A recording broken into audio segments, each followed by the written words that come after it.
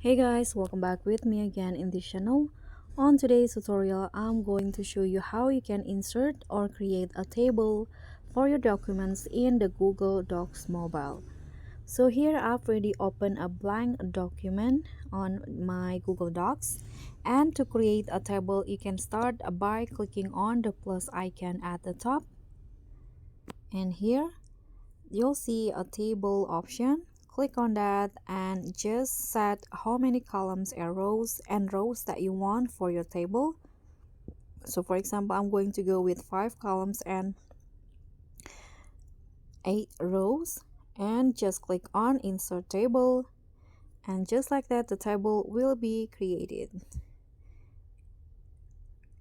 Okay, so that's all from me. Thank you so much for watching. Please don't forget to subscribe, click on like, leave a comment, and also click on the thanks button below.